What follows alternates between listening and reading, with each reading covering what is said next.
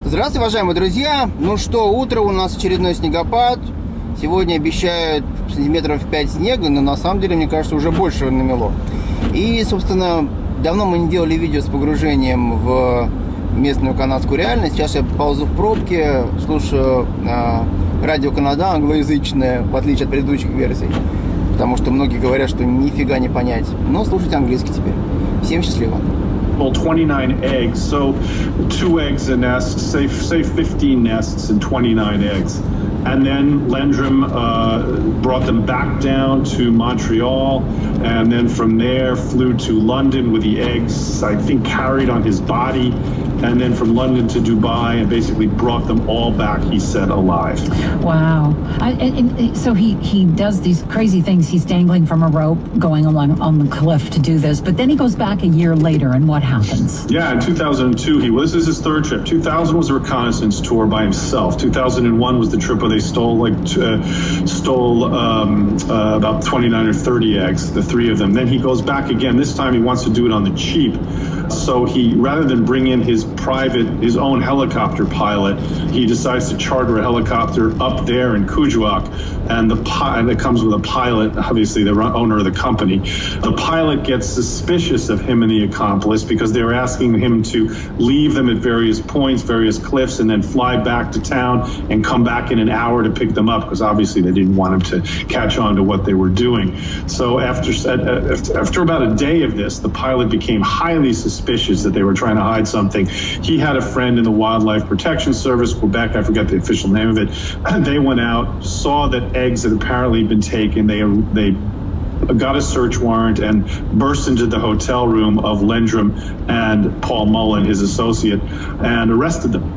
So this was really, well, Jeff had been arrested in 1984 in his native Zimbabwe, but that one was kind of quiet, hushed up. This one was blared all over the Canadian newspapers, apparently was picked up by CNN, and brought Lendrum really to the attention of conservationists, of the Royal Society for the Protection of Birds, and other conservation groups for the first time. So this was kind of the beginning of the slippery slope that ended with another major arrest in 2010, 8 years later, which brought him his first jail sentence in England. Okay, well, let's just stick to Quebec for a second. Yeah, so, sure. Because he's found guilty and he's fined, right? He's fined. That's correct. He wasn't jailed. They didn't have. If they said that the cops that I talked to said that if they had gotten him on a smuggling charge, he would have gone to jail. But because they caught him in a hotel room, there was no evidence that he was actually taking them out of the country. They could not get the prosecutor up in northern Quebec to come up with smuggling charges. So the best they could get him for was some sort of hunting violation, poaching, whatever. And that just was a $7,000 or $8,000 fine. Although it's telling because he pays cash, right? He does pay cash. Because he's got all this money, because he's going to make even more. Exactly. So what happened in Brazil? Well, Brazil is is an entire chapter of the book I'm writing. It's another crazy misadventure. His destination was Chile, was southern Patagonia. Actually went down there to follow in his footsteps because nobody seems to know anything about what had happened down there. So what I found out was that Lendrum had been there a few times, and on the previous trip in 2014, he had left a backpack behind filled with an incubator, ropes, climbing gear, etc. After a year, he hadn't come back to claim it, so a night watchman looked in it, found the suspicious equipment, Googled him, discovered that Lendrum, because he had already made a reservation to come back a year later. So by then, when Lendrum arrived back to steal these peregrine falcons in Patagonia, it was already well known who he was and his long background as an egg thief. So basically, from the moment he arrived in Chile and started climbing around these cliffs and beaches to steal the eggs, he was a marked man. They essentially laid a trap for him. They let him fly out of Chile with eggs. When he landed in Brazil, wildlife police in Brazil approached him in the airport, seized him, found the eggs. Boom, Lendrum's on trial yet again. Gets sentenced to 4.5 years in prison. The steepest sentence yet in a Brazilian prison, which is not wonderful. But for reasons that are still unclear, probably just this is the Brazilian legal system, they allowed him to post bail until his appeal. So he was convicted, waiting to serve 4.5 years, and then fled the country. He skipped out and fled back to South Africa. So he was, an ex-convict. Now he was a fugitive with an Interpol red notice following him around. So, facing the possibility of extradition. And this is the state, condition in which I found him when I hooked up with him last year.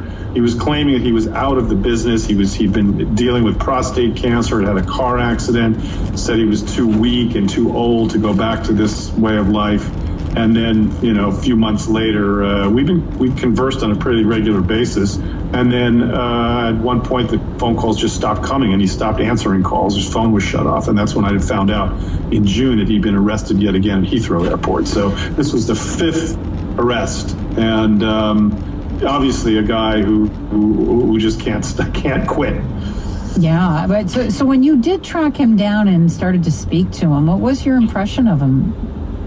Well, I found him to be a charming fabricator, a charming liar, if you will. And over time, I pressed him on things. He just has this whole persona that he tries to present to the outside world. The persona is that he's this conservationist, and each one of these arrests was a misunderstanding, that he was out to save wildlife, that each time he moved in to grab these eggs, he did it because the birds were under some sort of environmental pressure or imminent harm. He's got this whole thing, just like this whole story, just down, and if you don't know him and if you don't know the facts about it, he did it again on the stand in his recent trial.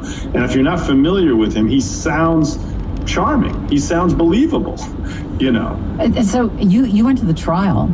Yeah, I did. I was there. Of course, I had to see it through to the end, And how did he seem? He seemed I was sitting in the gallery with a few other journalists, British journalists, because there is residual interest and people have followed the case for a while in the UK. So, and there was one friend who was there, a friend from Zimbabwe who moved to the UK, who was like the only person who saw him in jail, and me. And Jeff came in and, expressionless, and he saw me and he smiled in recognition, friendly, nice smile.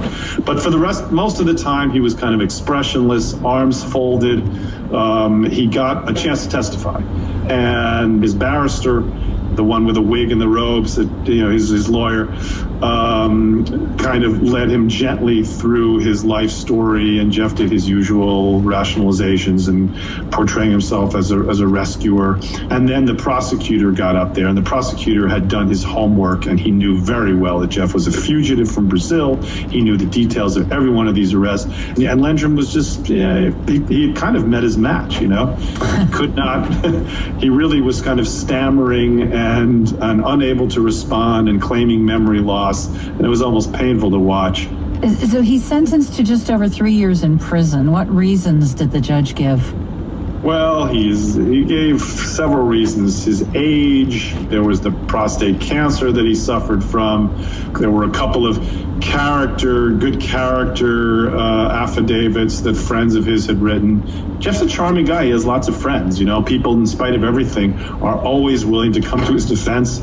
And a couple of other extenuating factors. The fact that Jeffrey had finally, on the first day of the trial, changed his plea to guilty. So he'll serve another year in prison, 13 months, and then he'll be on license, the kind of parole in the UK, for another year and a half or 2 years, and then he'll be released, and who knows what happens then.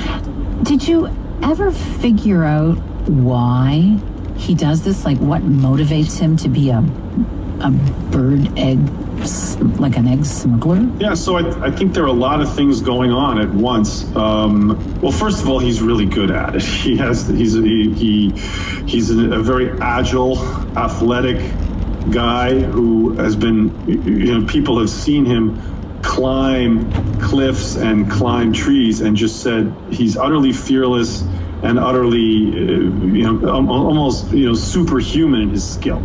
He loves doing it. He gets a total rush out of it. He's a bit of a danger junkie. I mean, he's into things like I mean, he's kind of crazy. He's into things. Well, he races cars, not surprisingly, but he also does things like he liked to drive along. There's even a YouTube video of him driving on a road in Zimbabwe and like looking for poisonous snakes, venomous snakes, and he'll stop and pick up a cobra and like toy with a cobra or a puff adder or highly toxic snakes that'll kill you in like 5-10 minutes.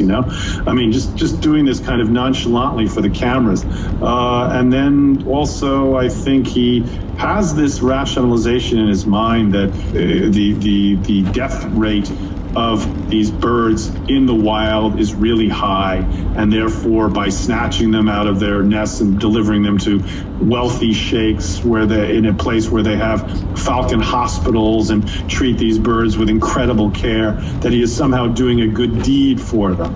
Then I do think that there's money involved. I don't know how much money, but for a guy who who's never worked a 9-to-5 job in his life, who loves the wild, enjoys birds and nature, and doesn't want to work too hard, this is kind of I guess it provided him with a decent living for a while. Yeah. So there must have been so many weird moments when you were on this guy's trail. Can you tell me one that stays with you? Some of the places that he went, like this national park in the most remote corner of Chile, covered with black lava spills from like these volcanoes that erupted thousands of years ago. I mean, I had the GPS point to go into this, like the remains of this charred, blackened volcano. Just the lengths that he went to, this volcano at the very bottom of the world, one of the most sort of desolate, remarkable scenes I've ever seen. And imagine him like hooking his ropes down and shinnying down into this, one slip and he's, into the bottomless abyss of a volcano in the middle of Patagonia. Every one of these places that I visited, these were just incredibly dramatic places. I mean, I was almost blown off a cliff in Wales, following him into his trail into the Rhondda Valley, to this denuded cliff that had been once this was a coal mining area where they had chopped down every single tree to basically support the tunnels in mines. So it was this really stark, denuded, vast network of cliffs where Lendrum, and because there was just no trees, you just had these powerful winds whipping along, and I went with these cops and to the edge of the cliffs to see where Lendrum had climbed. And this wind almost took me off, into the abyss 1,000 feet to the bottom of the cliff. So it just made me realize how remarkable this guy's life was, and this is what he did, And he kept... На этом оптимистичном моменте мы закончим. Всем отличного дня. Пока.